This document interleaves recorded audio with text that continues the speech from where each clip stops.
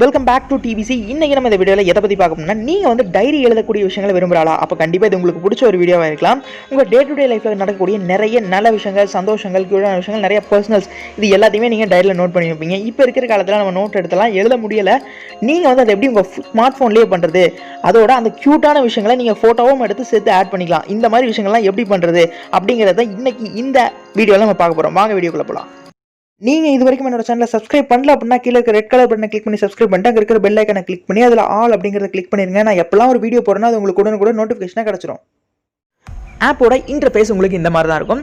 நிறைய டெம்ப்ளேட்ஸ் கொடுத்துருப்பாங்க, ஆனால் எல்லாத்தையும் உங்களால் யூஸ் பண்ண முடியாது. மற்றதெல்லாம் யூஸ் பண்ணோம் அப்படின்னா நீங்கள் வந்து பணம் கட்டணும்.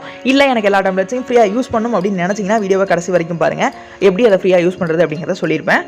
நான் எனக்கு பிடிச்ச ஏதோ ஒரு டெம்ப்ளேட்டை சூஸ் பண்ணிக்கிறேன். சூஸ் பண்ணிட்டு உள்ளே வந்தனே ஒரு வெல்கம் நோட் இருக்குது. யூஸ்வலாக வந்தனே நம்ம எப்படி அதில் எழுதணும் அப்படிங்கிறத காட்டுறதுக்காக ஒரு வெல்கம் நோட் வந்து கொடுத்துருக்காங்க. எடுத்தனே உங்களுக்கு வந்து ஒரு டைட்டில் கொடுக்க சொல்லும். நான் வந்து டுடே லைக் அப்படின்னு சொல்லிட்டு ஒரு டைட்டில் கொடுத்துட்டேன்.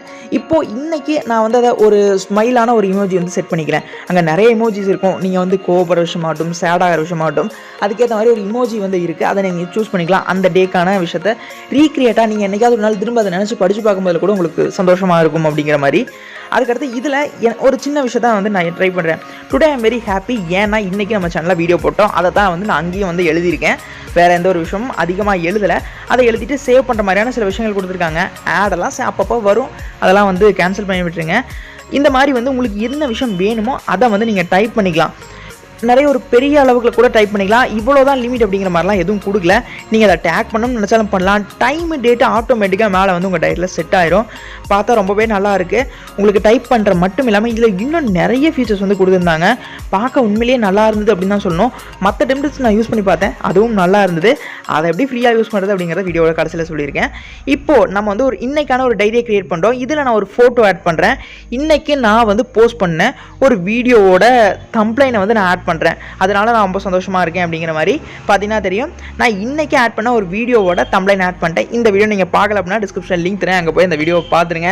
பார்த்துட்டு மறக்காமல் சப்ஸ்கிரைப் பண்ணிடுங்க.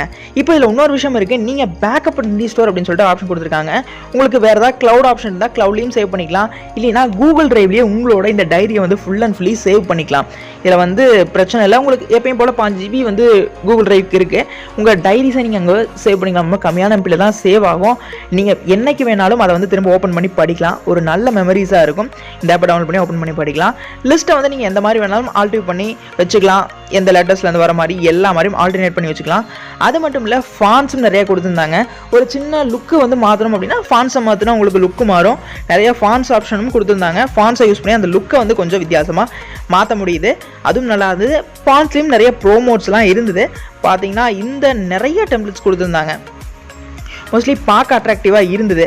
சரி, இப்போ வந்து இது எப்படி ஃப்ரீயாக டவுன்லோட் பண்ணுறது அப்படிங்கிறத நான் சொல்கிறேன்னு சொல்லியிருந்தேன். நான் ஏற்கனவே ஒரு வீடியோ போஸ்ட் பண்ணியிருந்தேன். அந்த வீடியோ நீங்கள் பார்க்கல அப்படின்னா இந்த வீடியோ ஏதாவது தம்ப்ளைன் இருக்குது, டிஸ்கிரிப்ஷனில் லிங்க் கொடுத்துருக்கேன். என்னடா நீங்கள் வீடியோ பார்க்க சொல்கிறேன் அப்படின்னு நினைக்காதீங்க. இந்த வீடியோவில் எல்லா ப்ரோ ஆப்ஸையும் ஃப்ரீயாக டவுன்லோட் பண்ணுறது எப்படி அப்படின்றத சொல்லியிருக்கேன்.